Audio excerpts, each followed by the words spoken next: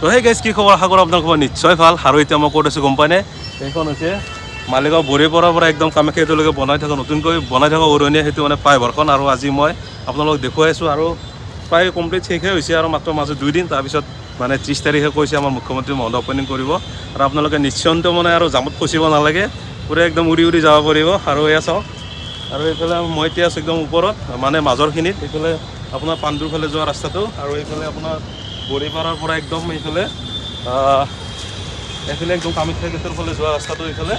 তো চাওক এটা কি ধুনীয়াকৈ একদম পূৰা কি ধুনীয়া বনাইছে, একদম ভাবিব নোৱাৰোঁ এনেকুৱা চাগে ফ্লাইঅভাৰ আমাৰ নৰ্থ ইষ্টত এতিয়ালৈকে বনোৱা নাই। আৰু এইখনে প্ৰায় 2.6 কিলোমিটাৰমান দীঘল হ'ব। আৰু আমাৰ প্ৰায় 2-3 বছৰ অপেক্ষাৰ মূৰত মানে 30 তাৰিখ অপেনিং হ'বলৈ গৈ আছে। আৰু আপোনালোক দেখুৱাই আছোঁ, আৰু ভিডিঅ'টো সম্পূৰ্ণ শেষলৈকে চাই থাকিব।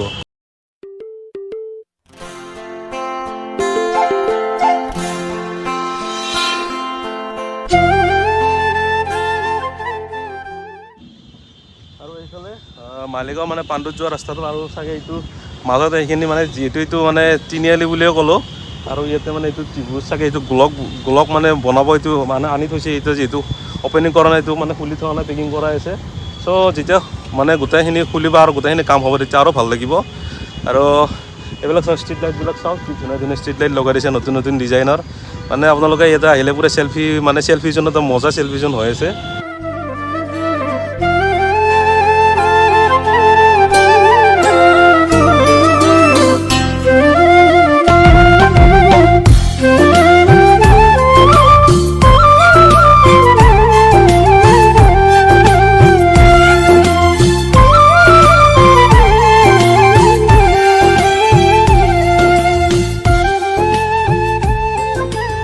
আৰু গাইজ মানে ব্ৰিজখন ইমানে লম্বা, মানে ইমূৰ সিমূৰ মানে যায় শেষ কৰিব নোৱাৰি।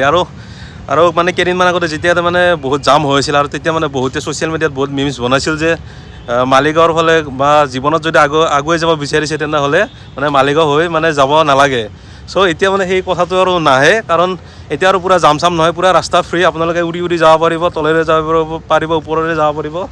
তো সঁচাকৈ বহুত মানে ধুনীয়া বনাইছে ব্ৰিজখন, আৰু আপোনালোকে আহি নিশ্চয় ভাল পাব। আৰু মানে এইটো মানে ফটো চটো উঠিবৰ কাৰণে বা চেল্ফি উঠিবৰ কাৰণে বহুতেই মানে একদম ধুনীয়া প্লেচ মানে বনাইছে। আৰু চ'